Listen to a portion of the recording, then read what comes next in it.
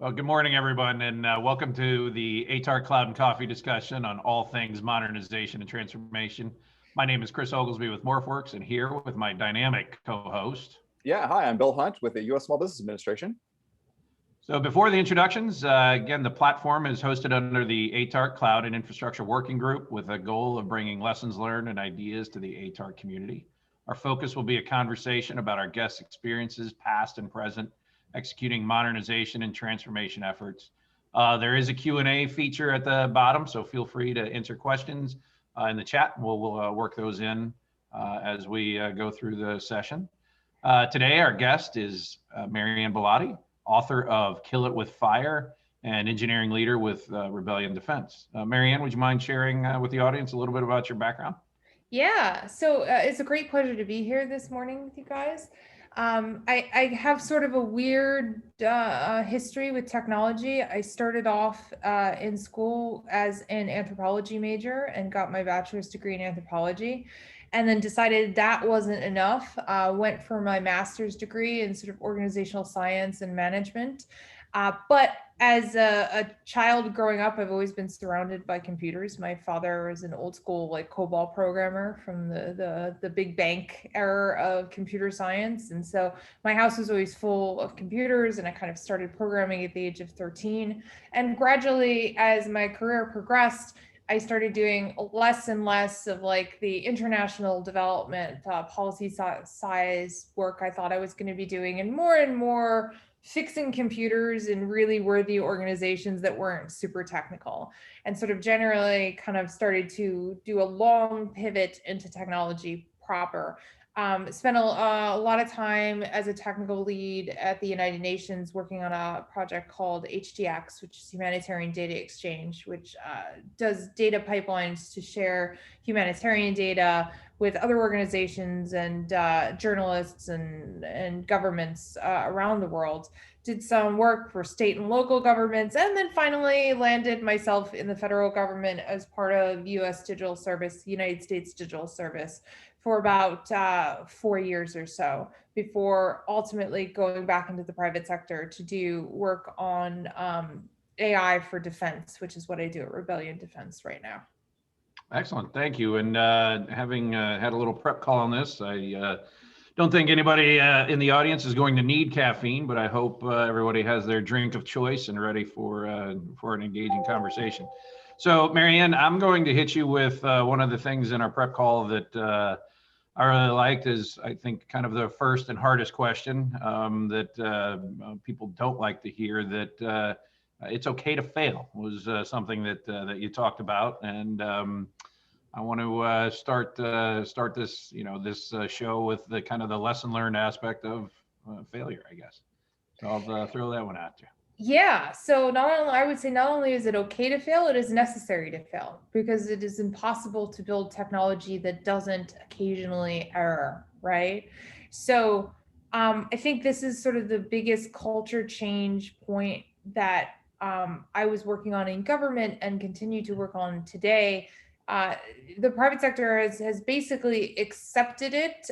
Sometimes it is difficult to implement it even with that acceptance, but it's still very foreign for government IT people. We still just design all of our policy, all of our compliance, all of our structures around this idea of preventing failure.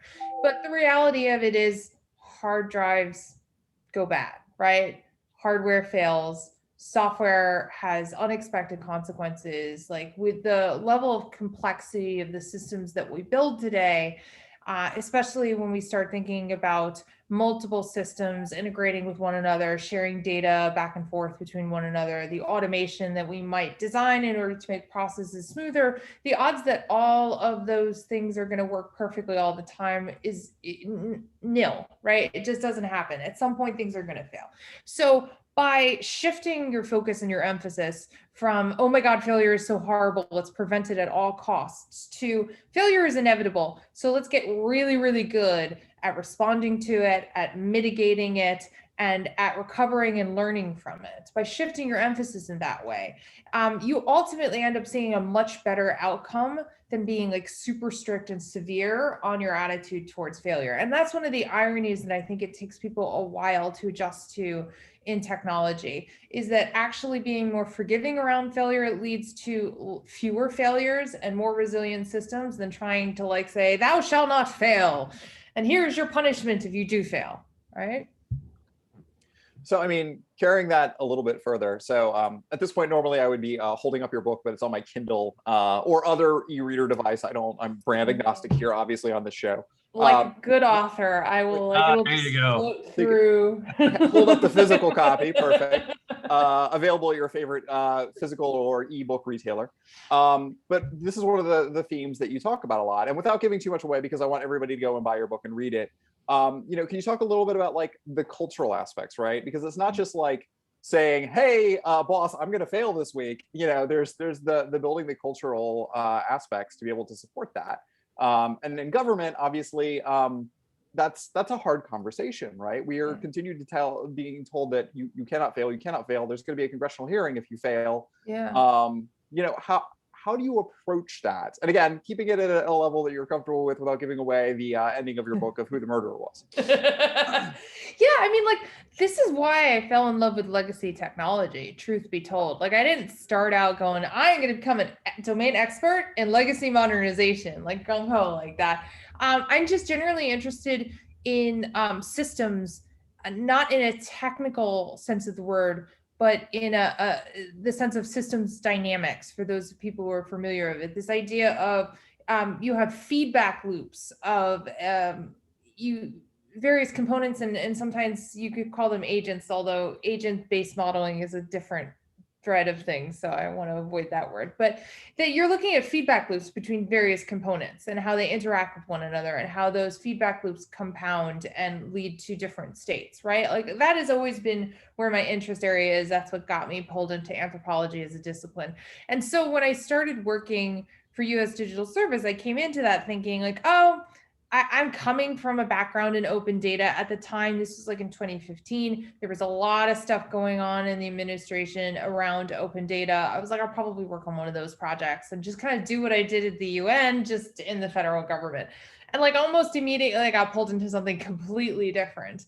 And what fascinated me by these projects is that I was very quickly pulled into a state where there were no bad guys. Like, nobody was wrong, right? Like, the people who were blocking the modernization effort from going forward, I understood what they were trying to accomplish. Like, they generally weren't doing it because they were like awful human beings who hate technology and wanted things to fail. They just like, they would make really good points about like how changing technology might affect the most disenfranchised users the government has to serve. For example, like, can we put a paper form online and still have it accessible to people who don't have internet connections, who don't have computers? Like, what do we do in those cases?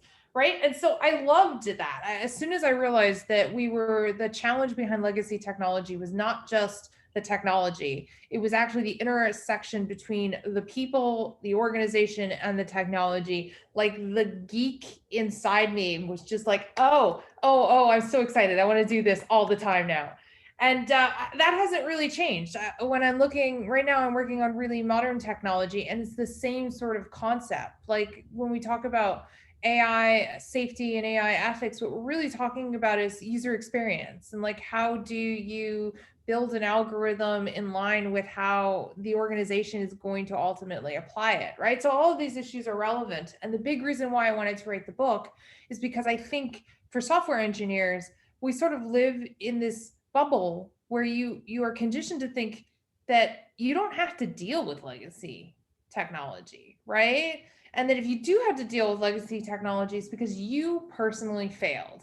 I can't tell you how many projects I've seen gone wrong because the engineers involved were trying to build it in such a way that they would never have to re-architect it, that they would never have to like change anything about it other than add more features and functionality, that they would have cracked this puzzle of building it perfectly the first time and it would stay that way forever, right?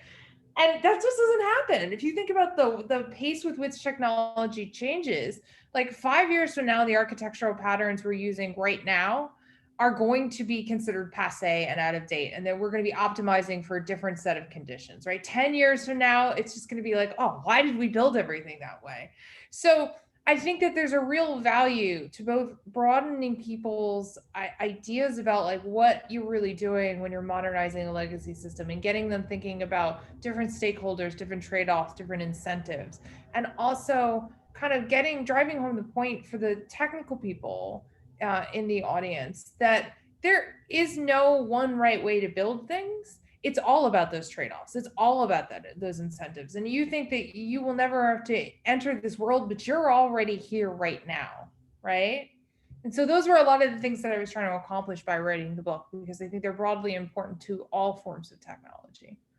We talked a little bit too about, for us, an important part for me personally was growing up in construction, right? So completion was something that was important, right? You couldn't brag about a house if you didn't actually finish it, right? Yeah, this is what I did. Oh, wait, you don't have walls yet. You don't have. So, we talked a little bit about, completion is also a challenge sometimes, right? That it seems to be more of a, oh, let's just keep going and keep, kind of, you almost enter with an O&M, aspect in mind. And talking about the user experience, the user wants some kind of completion, right? So even those stages, you need to have those stages where the user feels, complete for a bit before change happens again, because you just got them through that first change. And so you kind of tied some of those pieces. So can you expand on that a little bit? How do you get to something that feels okay, like we can settle for a minute, because technology is changing so fast. I mean, it's moving at such a pace, but how do you get to completion? Yeah. Well, I think what's important to understand about technology is that it's fundamentally kind of a living thing, right? It's like having a house plan, right? How do you get to completion with your house plan? You don't. You put it in a place where it has the right amount of sunshine, and you keep it watered regularly, and like maybe you get some miracle grow and you feed the soil, and from time to time, if you do not do those things, what happens to your house plan? It dies, right? So it's the same concept with technology, largely because technology is constantly interacting with people. If technology is not interacting with people, then turn it off, right? Like there's no reason for it to be like functioning if it's not doing something for somebody somewhere, right? And because you have those interactions, again, we go back to the system of feedback loops thing. Like there's a wonderful expression, like you never stand in the same river twice, right? Because if you're in the exact same location, the water is different, the sand has moved around, you're never in exactly the same place twice. And that's very much true in technology as it is just in general in life, right? The software is changing regardless of whether you are changing anything with it. One of the things that I do with SREs, and so if people are not familiar with that term, it's a job title. It stands for Site Reliability Engineer. It's a little bit like a sysadmin, but a site reliability engineer is somebody who is really focused on making sure you have the tools and infrastructure to keep, most cases, your website online and available as close to 24 hours, 7 days a week as humanly possible. And also to talk to site reliability engineers about why it's important for them to either have access to a designer or to appreciate and be open and receptive to design methodologies, because how something is designed changes its usage pattern, and how people use it will change how you have to scale it. It will change the amount of data you get and when you get it, and like what kind of endpoints they're hitting. And all of those things are super relevant to designing sort of a reliability plan for it. So if people's usage of technology changes, which it will as a result of those feedback loops, then you can leave your code 100% unchanged, and your software has still changed because people are now using it for something different than they were maybe a year or two before. And so we see that happen a lot with old systems where, like, even though there's been almost no maintenance on the system, people have found ways to sort of jerry rig new functionality out of it just by changing their usage patterns. So I think that these are really important concepts for people to sort of come in and understand that there really is no complete date. There is just a decommissioned date. We're no longer using this technology and we've turned it off. That's completion. That ties in. Also, I want to go ahead and mention, since you're talking about the patterns of usage, there's actually a really great conference the FTC is throwing for free webinar today at 10:30 for anybody that wants to listen in about dark patterns. And, obviously dark patterns don't have to be a negative thing. You can steer people away from things you want them to stop doing as well. So that's, we'll save that for the FTC to talk about. I'm not going to go into that today. But one thing I did want to come back to that you were starting to talk about. So obviously, for those of you in the audience, Marianne and I met when we were both at USDS, and coming into government for me, one of the striking things was it's not the same as the private sector, which should not be a surprise to anybody who's listening today. But the way that we approach IT when we're talking about this concept of completion or done is radically different, because we have contracts and we have annual appropriations, and you don't know if your money is going to go away on September 30th or not, or lately maybe January 2nd, depending on the Congress you have at any given time. So that changes the equation of how you can build, and how we even approach agile, right? These indefinite delivery sort of things don't really work if you have congressional deadlines to meet. Can you talk a little bit about your experience and how you saw sort of that balance where you have all of these rules that exist for very, very good reasons for governing how we do technology in government, and how that kind of meets the reality of how we try to approach agile practices and this concept of delivering, and maybe some of the lessons that you learned in getting around some of those hurdles as well. Yeah, well, I mean, the good news is that just as there are no bad guys in legacy modernization, everybody is more or less incentivized at the end of the day to see projects succeed, right? Like nobody really wants us to be tied to code that was written in the early 60s, maybe even late 50s in worst case scenario, right? Like no, these are not states that people want to see happen, right? So just leaning into that, right? And figuring out like how the various stakeholders define success is super useful. So like USDS was a lot of fun, but I know, like, as Bill can tell you himself, like we were not always on the same page internally, right?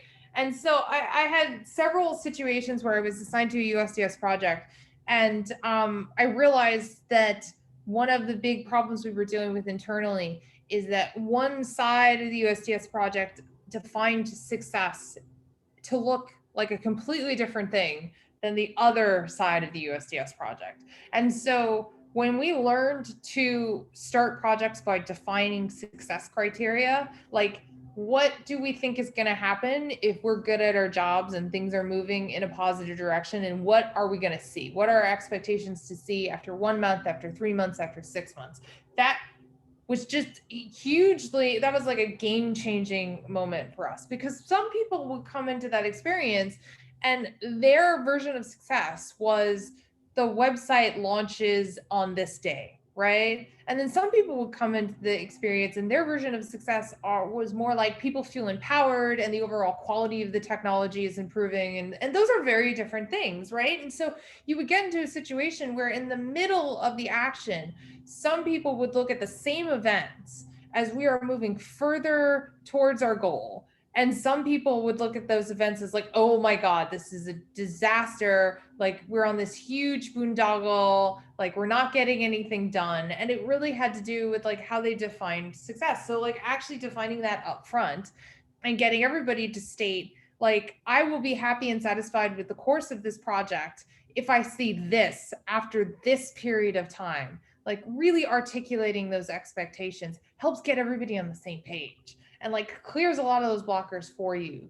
And then when you start to get into some of the more external stakeholders, like the various compliance entities and oversight bodies that write these policies, again, like when you go to, we were joking about this like before we started the call officially, but like organizations like NIST, when I go to NIST and I'm like, I have a problem, Like, this is not the first time they've heard this problem. They've been hearing this exact problem in this exact framework over and over and over again from multiple bodies. So they're aware and they want to fix that problem, right? And like often they can provide suggestions on how to stay in line with what their compliance is while they're trying to fix the problem from their side. And they're also open to, brainstorming different ways that we can position the stuff that we need to get done so that it follows the letter of the law, the spirit of the law, and everything kind of checks out kosher with our chain of command. They'll often like sit on calls with our leadership to sort of like, soothe and like help make people feel comfortable. It's like they're not unaware of these problems. So finding the people within those organizations that are advocates for the things you're trying to accomplish and like bringing them in and trying to like work with them and collaborate with them is also really beneficial as well. Like just remembering that everybody wants the same positive outcomes. We just sometimes define the criteria with which we evaluate success and the things we're looking for as we look at an ongoing project a little differently.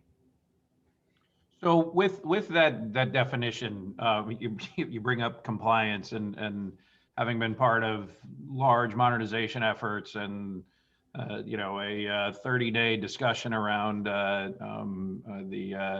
how to identify a person, right? Because you're bringing 5 different systems together, and everybody wanted their person to be their person versus, okay, well, let's just define it, right? Like define everything that goes into it. To new developments, and you always get into these little pieces of really it kind of comes down to compliance. So security compliance, process compliance, whatever the pieces may be. How do you, I guess, how do you educate? Because I think everybody comes to a technology or a situation with different experiences and different knowledge. And I think Bill and I can rap about any type of technology aspect at any given time. But when you're in the teams, I can remember a conversation around security, right? Well, how much security do we really need? And it was somebody that really wasn't thinking even from a security standpoint. It just was, they were looking at it as a cost. Yeah. And so how do you from the standpoint of that articulation, right? So take the definition of success and how do you tie in the pieces that have to happen as well and articulate those so that way everybody understands. Yeah. But that being said, how much security do we need is exactly the right question to ask, right? And right. I think security is really the perfect example of what is generally true across technology from several different vectors, is that you can't have perfect security. So you have to set a point of like, we need this much security. And this is something that security professionals are really good at doing. It's called threat modeling, this idea of like, well, what's really, really important to keep safe in our this particular technical system, and how do we think people might attack it? Like, what are the various ways people might attack it? And then prioritize all of your security work around those models of like what the attacks are and like what the target is, right? We do that in other areas of technology as well. This is how we design what are called service level agreements or service level objectives, depending if there's a legal contract involved or not, right?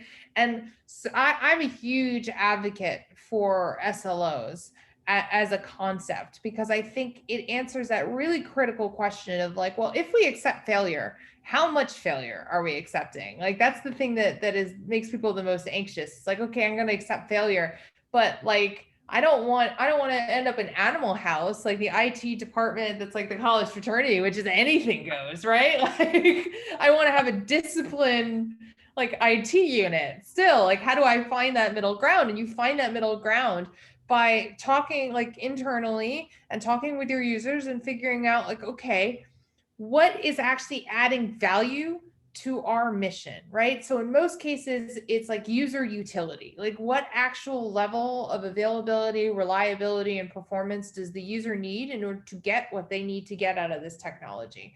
But you can also define it when you're a mission-driven organization, you can also define it in terms of the mission's terms, right? But you have to find that point of like minimum utility, the absolute like bar that you have to meet in order to accomplish what your mission is.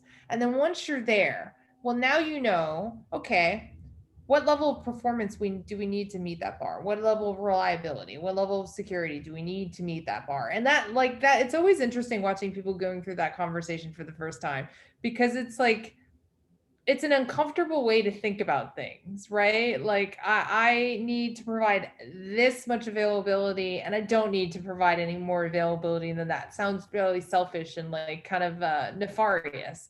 But when you don't have to only meet your SLO and never ever go over it. You can go over it, but the benefit of having that very clear defined line is that everything over that line is now a budget that you get to spend building out new technology, experimenting with different things, doing things, taking risks that might reap incredible rewards, but also might trigger failures. And like that is a really big reason why technology kind of stagnates in government. It's not that government isn't in love with technology or isn't aware of the value of new technology. It's that any new thing is a risk, right?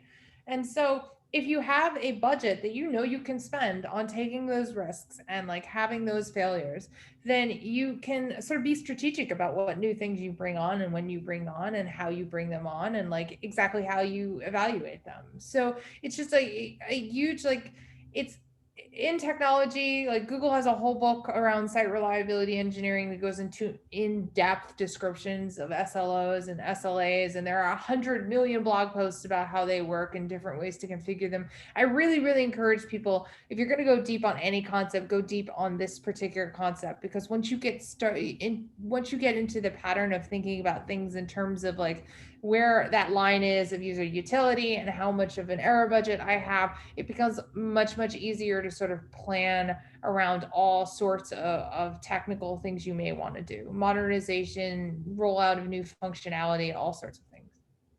So kind of continuing on that thread a little bit here, you brought up NIST, so I don't have to, and that's good. I saw the look on your face when I brought on NIST. I was like, no, it's okay. It's okay. It's okay. We're not going to pick on NIST Look again. for a twitch. It's an involuntary reaction when NIST is brought up. No, I apologize to NIST if they're listening in. I love Lovely you all. people. Thank you for your service. I was just up there visiting the NIST standard deer this past month, so it's always a pleasure being at NIST and talking with NIST. But that being said, all of this is couched in the one of the big three elephants in the room, FISMA, right? FISMA has basically led agencies down this path that we went from risk management to risk avoidance. Yeah. And everything that's written into the law just basically says, if you fail, you're a bad human and you're going to be hauled before Congress and we're going to shake our finger at you and then nothing will happen, but we will shake our finger at you very loudly. How do agencies get out of sort of this box that we're stuck in? From what you've seen, again, you've been on the inside of agencies, you've seen how we've shifted mindsets around risk. What practices can be adopted? How do you start that conversation to get agencies out of feeling like any sort of risk is totally unacceptable? Because again, if you start at the concept of we can't possibly fail, you are going to fail at not failing, right? So how do you start changing the hearts and the minds, as it were, and how do you, what practices have been working that you've seen? Yeah, so I will disclaim this by saying one could spend 3 entire careers trying to solve this problem in government. It's a big, serious problem. And it essentially comes down to really, universal, I would say psychological impulses in people. Like the real problem behind some of these compliance frameworks is not that they're poorly written or poorly designed.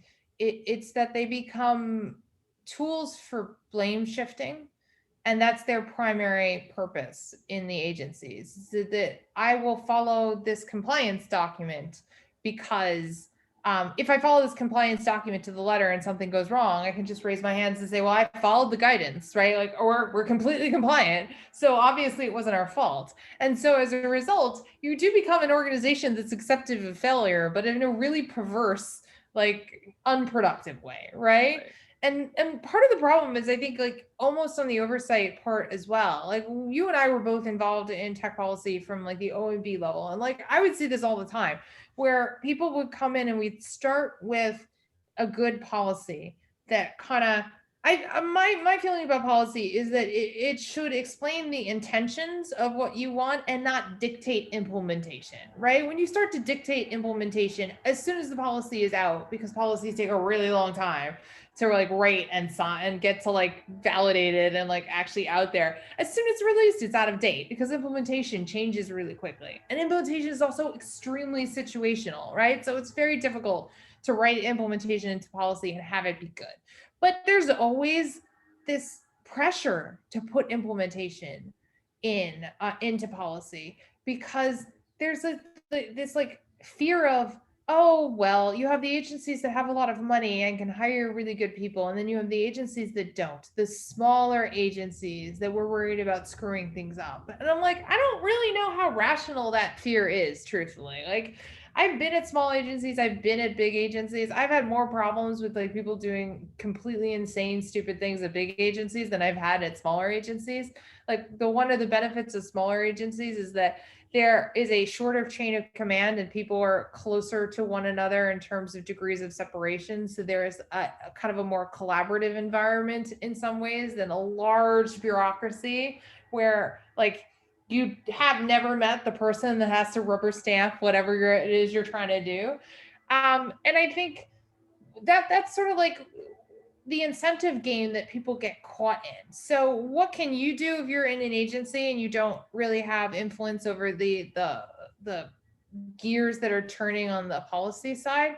I would say, who is your chain of command, right? Like what you have to do is you have to find somebody who wants you to be successful, wants the program to be successful, and wants it enough that they are willing to, I apologize for this term, but it is really the best term for it, be the shit umbrella, right? To sort of like throw a little shield of protection over you so that like whatever comes down, like, you know, they'll sort of like soothe people's feelings and like make sure that you and the team that you are working with is not hurt.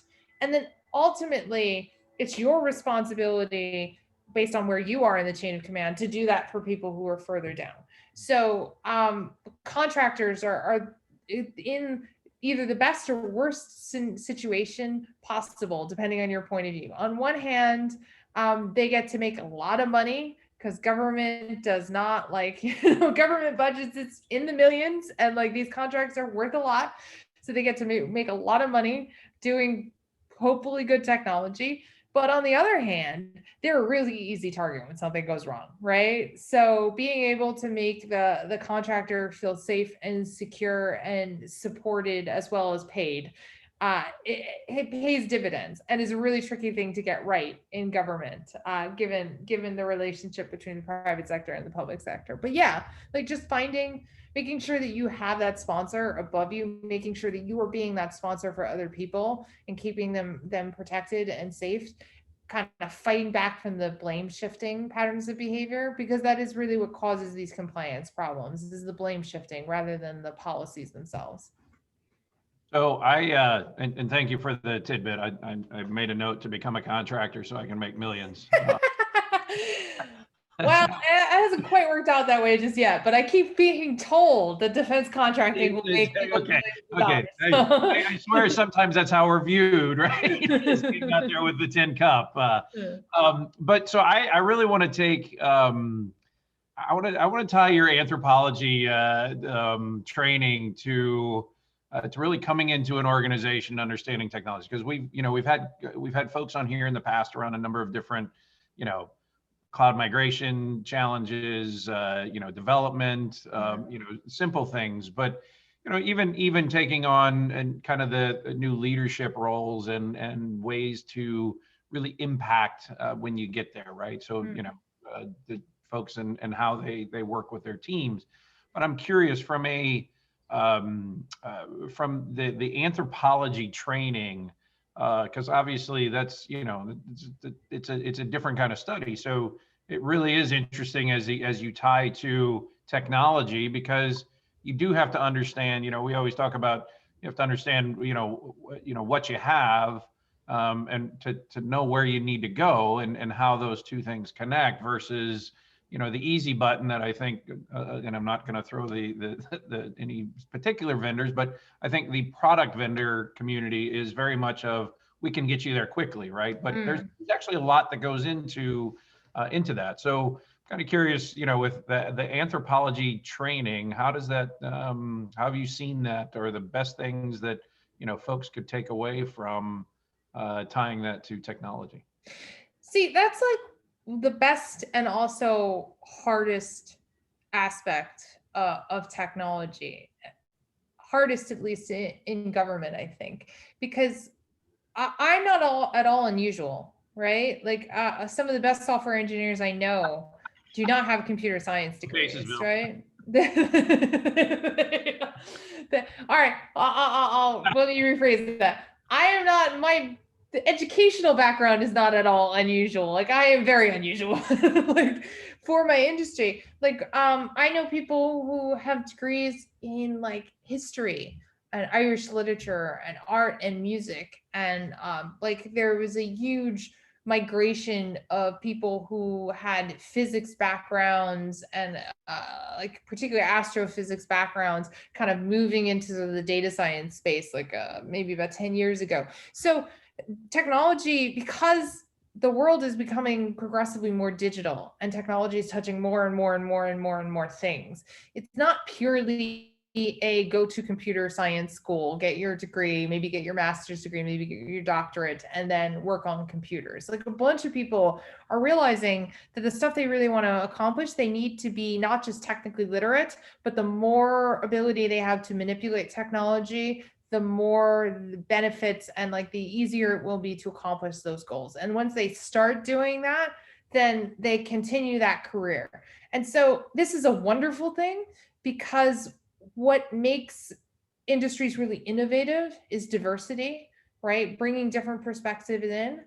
Certainly, I felt like when I came into government, one of the huge values I brought to that group of people I was working with at USDS is that I wasn't coming from Silicon Valley. I was coming from the United Nations. And so I love to tell the story about how when I started, there was this brilliant engineer who was going around this slide deck about you should move to cloud because cloud will save you so much money. And he was doing this in October. And I was like, you can't walk around telling CIOs you're going to save them money in October, right? Like maybe in February, but like not in October. And he went, why? I was like, because it's the end of the fiscal year.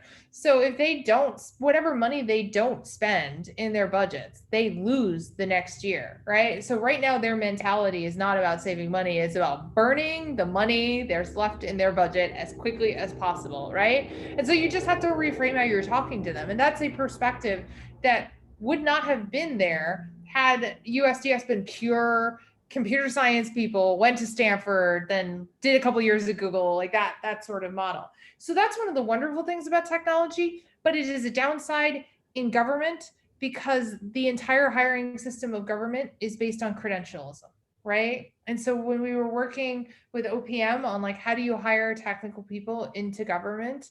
How you assess them was incredibly difficult. What is the normal and standard in the private sector for assessing software engineers was extremely foreign and uncomfortable for government regulators on the hiring side, because we made people write software, right? We like put them in front of a whiteboard or put it in front of a computer terminal, and we asked them to actually execute on software in order to see what their skills are. And like, if you think about that, if you were hiring a doctor, you wouldn't say, okay, well, there's an operation room going on like right now in this room. Like he's come in and like, just, like tie this thing off and like help us out with this. You wouldn't do that. That would just be insane. You would like look at their references, you would look at their credentials, you would maybe ask them some interview questions to sort of assess out their knowledge and expertise. You would make sure they were board certified, and like then you would make the decision based on their experiences they presented it. And you can't do that in technology because you have people like me that are coming up, like bypassing that credentialism and coming up with a different perspective. So it's, I think it's a really valuable thing that diversity is incredibly significant, but it is a difficult thing for government to leverage, because like how on earth do you assess like people like me that don't have a computer science degree, that don't have the credentials to like back up the value I'm claiming to bring to the table? There were so many things in there that I would like to pick apart, because obviously you've hit on a lot of my favorite buttons, and frequent listeners of the show will be aware that I am now just having to champ at the bits and not go into the 1,000 topics there. But let's talk about that last one, because I think it's really, really, really critical. The hiring process in government. I got the opportunity, not that the show should be about me, the other day to talk to GovLoop about hiring in government, and they did a little article. My big point had always been, don't require degrees for hiring for technology positions. And in general, I don't feel like you should need degrees for most positions outside of like being a doctor, where we probably should make sure that you know how to cut in the right place, which is kind of important. Not that I'm going to go like full tilt libertarian on this topic or anything, but like, frankly, I don't feel that like we need a CS degree to do this work. I don't have a CS degree, but coming into USDS, I was relatively unique in that I'd had experience working with government before, Right. coming in. Meanwhile, I remember my interview, one of the main questions that I was being asked was like about scaling technology solutions. And I felt like the interviewer was just waiting for me to say the word containers so that they could go to the next question. And it was just like, it was really odd. And I could see the look on their face. I'm like, you just want me to say containers, don't you? And they're like, yes. And I'm like, containers, and we went on. But, changing that sort of a mindset about how we go about hiring in technology. While you and I were there, Stephanie Grosser of USDS was doing, that great pilot with OPM, which has now become an actual real thing of how you can hire technology professionals into government, without having to jump through the standard hoops. I know this is not necessarily your subject matter expertise area, but can you talk a little bit about how government should be getting these smart people into government and not having the same old expectations that, they need to have a CS degree and 14 years of experience in React, et cetera, et cetera, et cetera. Yeah. By the way, if you encounter Stephanie Grosser in government, just give her what she wants, right? Like, she's right, and like she will not let it go. She's the nicest, sweetest person, but she will also not let it go. So just give. I was helping her out on that project as like my last official duty at USDS, and I was always just amazed at like the dogged persistence with which she pursued what many people viewed at the time to be completely impossible, and got great results from it. Like, they ended up hiring, I think, 20 people over one like job posting, in a particular role where the average was hire 0 people after months and months of work. So like, hats off to Stephanie Grosser. She's amazing. As for like hiring in government, like I really liked this problem. I really like hiring systems in general. But like most problems, I really, really like it. It was hard. There are no bad guys and there are no easy solutions, right? I would say that obviously there's a huge benefit to getting people with more technical skills in government. That was a huge root cause of a lot of problems that I saw on legacy modernization programs, is that people wouldn't necessarily understand what the right thing to do was, or what the trade-offs of different technical choices were. So they were 100% dependent on their vendor slash contractor, right? And some vendors, contractors, you got to think about what the incentives are there, right? I think everybody is well intended, but like some of them are more comfortable getting like elbows deep and building relationships with you where they can be frank and be honest, and some of them are just not. And it may not be because they're greedy. It may be because their particular chain of command is a little like mindful of some of the conflicts of interest there, right? There can be completely legitimate reasons why a vendor does not feel comfortable like giving you personal advice about like what your technology policy should be and what your modernization strategy should be, right? And so like having literacy and expanding one's literacy if you're already in government is great, but like actually pulling people in who have hands-on experience implementing things is really critical. And the best advice I can give people about how to do this is the existing structures are more flexible than people give them credit for. It just takes time and effort to sort of build up the social capital needed to leverage the flexibility. Because, and this is true in the private sector as well, hiring is the risk. Hiring is probably the scariest, riskiest thing that a manager will ever do in any industry, in any organization. You make the wrong decision and it's difficult to undo it. And in government, it's especially difficult to undo it because, like, God bless civil service, right? Like, safe and secure in our positions.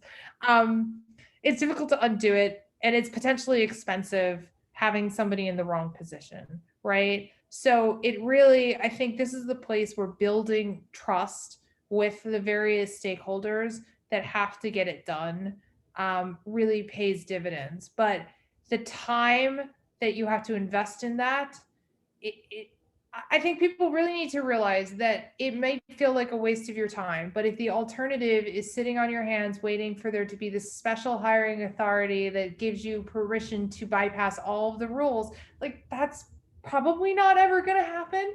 So, like, are you really wasting the time, like, getting to know, like, that infrastructure in your own agency, in your own organization, getting to know the people for whom, like, complying with all of those various regulations is going to be something they're held accountable for, and, like, working with them to see, like, what's in line and what's not in line, and, like, reach out to people like USDS. They've now done this like 3 or 4 different times that I'm aware of, right? They know all the little tricks and, like, nooks and crannies and, like, what these words actually mean versus what people think they mean. And, like, they can give you really great advice about, like, how to think about hiring software engineers and various hiring authorities you might be able to use and things like that. So I really encourage people to, like, reach out to people like Stephanie Grosser. Last I heard, I think she moved over to OMB to actually, like, do this full time as her job, and, like, would definitely love to help everyone in government hire more technical people until she tells me otherwise, in which case right? But yeah, invest the time and energy. It is better than sitting on your hands waiting for a special hiring authority to fall out of the sky. So, so again, my background has been a lot in sales. And so the key in sales was always understanding an organizational situational awareness, right? So personnel's kind of, capabilities and what they're doing, plus their hidden, kind of their hidden capabilities, right? So there are those that are, you talked about the umbrella earlier. There are those that are masterful at kind of the, the selling up. And so I guess in that, I mean, I do think that's one of the keys is, for a manager, leader, organizational environment internally to understand, who has, kind of better capabilities at the different pieces, right? So I think you touched a little bit on in diversity, but, have you seen that as something as well that from a success standpoint, being able to, to make sure that the right person has the right message to get to the right individuals and kind of that success? I had this play that I would run all the time in government that I called Escalating Down, right? Because I think when people hit a blocker with a stakeholder, that their immediate assumption is, oh, I'm going to go to this person's boss and talk about how this person is just being unreasonable and get the boss to change their mind. Like, that does a lot of damage. Like, that's not a light thing to do, right? So instead, what I would like to do when I hit a blocker with a stakeholder is look to one level down from them, to people that their direct reports, and try to figure out who they trusted the most of their direct reports. Because if I could find 2 people that senior executive really trusted of their direct reports, and I could convince those 2 people that the thing we needed to do was the right thing to do, it was a good idea, I could generally change the mind of the boss, right?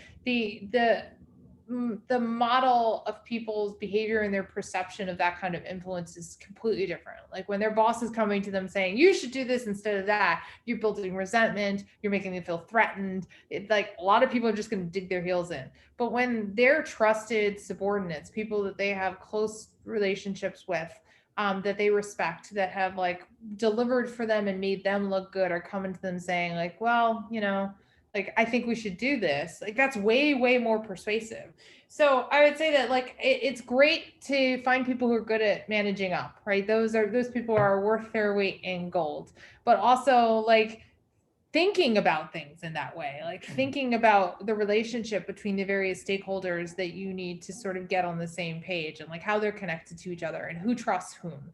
And then understanding where you want to cultivate your relationships and do your evangelism, like where you get the most benefit. Like this is like what I try to sort of help people figure out, is like how to see, and this is the anthropologist coming out, right? Like how to see the various moving parts of an organization, and like how people are incentivized, how their relationships are structured, where the trust is, like where the battlegrounds are, where the pressure points are. Because when you're trying to get everybody on the same page, the more you understand that, the more you're able to see that, the better you're able to manipulate things so that everybody gets to the outcome that they all want.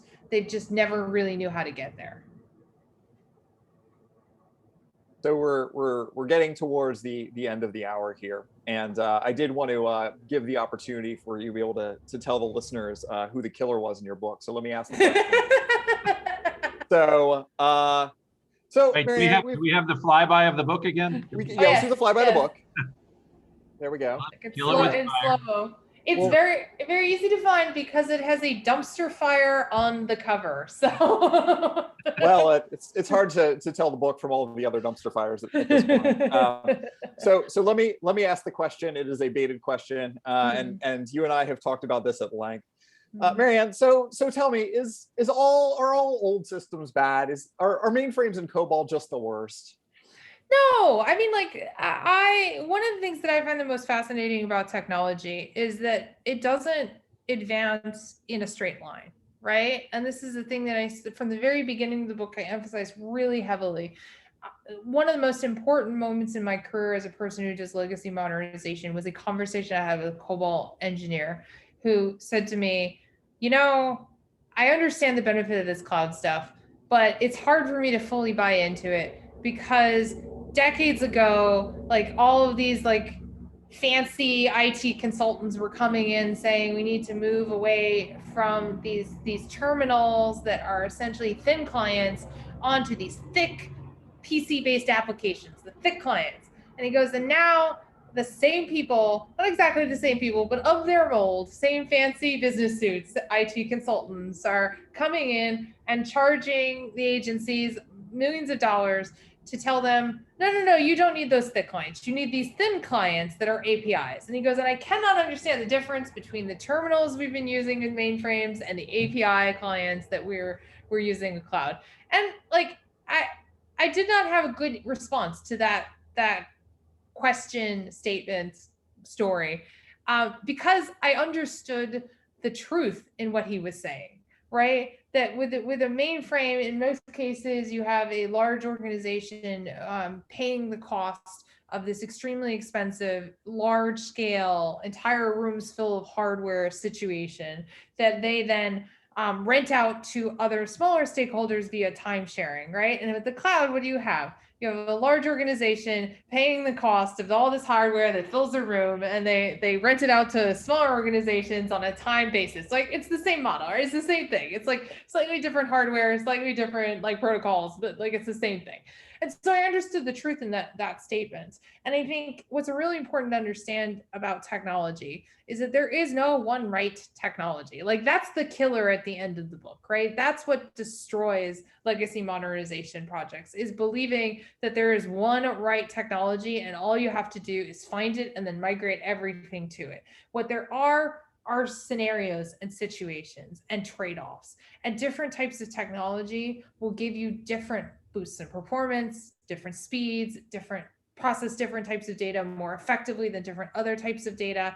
And you have to like look at what your use case is and what value you have to provide the organization or the mission, and then match that use case to the right technology. And sometimes the right technology, in fact, is a mainframe. Like the thing I keep telling people is mainframes are super fast, right? Mainframes are designed to do bulk transactions of large amounts of data, particularly mathematical transactions, right? And so you have something that looks like that, and you're on a mainframe and you have good results. There are things you should think about modernizing. You should think about whether your code is maintainable, whether it's well documented, like how quickly can you onboard a completely new person to that system? If the answer is, well, actually, we have this one guy who's 80 years old, and when he's retired, we're screwed, which is a real thing that someone said to me once. That's a problem. You need to fix that problem. But that doesn't necessarily have anything to do with the mainframe. That is the state of the code base and people's ability to understand it and make changes to it. So, right, don't fall into this trap of trends and biases and like those little nitty backstabbing things that are part of any industry where like this is cool and this is uncool. Don't fall into that trap. Focus on the value you need to add and like be strategic about what technology you're using to add that value. So you truly gave the ending of the book. But you should still buy the book and read the whole thing, just to be clear. There are lots of fun stories in the book. There are lots of goodies and techniques and tools of the trade. And I don't think that there's any actual code in the book. It is a book that I wanted to write for software engineers, but it's primarily a social science book. So it's sort of introducing software engineers and more technical people to the world I just described with you guys about incentives and social structures and things like that. So if you're thinking to yourself, I'm not that technical person, maybe I won't be able to understand it, you will be able to understand it and you may get some value out of it despite not being super technical. I think you're underplaying it significantly, having now finished the book, I will say proudly. There was some question as to whether or not I would finish it before this interview, but yes, finished it. It's literally a playbook for anybody that wants to come in and work on government systems. At any level, at any scale, whether you're, an entry-level practitioner, whether you're an investment manager, whether you're a CIO. Honestly, the lessons in there are so pragmatic that I think that people really, really need to have that information in their brains. They know how to approach these situations, they don't run into them. Because if you're working in government, you're going to run into them. Mm. You're going to fight these things day in, day out. There's no green field in government. So I do think you're underselling it significantly. Well, that's one of the most rewarding aspects of the book being out is the number of people that reached out to me over Twitter or privately or even like now that we're starting to like interact with people again, like come up to me and sort of say like, oh my God, every single chapter there's a story where I'm like, yep, that happened to me. I have a system exactly like that. That's exactly what's going on now. It's like I worry sometimes the book may trigger post-traumatic stress in some people, but you will definitely, if you've had to deal with any kind of legacy modernization or any kind of large-scale IT system, you will definitely find something in this book that's like, yes, I feel seen. Absolutely. But I do think it was a perfect fit to, I think what we always try and do on the show is really kind of bring those holistic lessons learned, right? That there is no silver bullet that can solve this. You got to take time, understand, look what the benefits are, who's it impacting, is there a path? And to your point, sometimes it may not be a technology path. It may be a people path. It might be a workflow or a process path. And so, all those decisions are hard. And I think, for folks to understand that, the technology path may not always be the easiest, that it might actually be easier to retrain or, redo the workflow is something that I think is absolutely key. So, yeah. Well, I want to thank you very much. Absolutely enjoyed the show and chatting and having the conversation. And want to thank everybody for attending. Our next session will be on May 13th with Terry Lee Holland from the Navy. But Marianne, thank you very much. And everybody go out, even though she gave away the book. Which I wasn't sure if there would be a cliffhanger or not, but everybody, please, take opportunity to go out and look at Marianne's book and read the whole thing like Bill did. There will be a quiz later. Right. So again, thank you, and I know Nicole will want to take a quick picture, but Marianne, it was awesome having you on the show. Yeah, thank you so much for inviting me. This has been amazing fun. Awesome. Outstanding. 1, 2, 3. All right, perfect.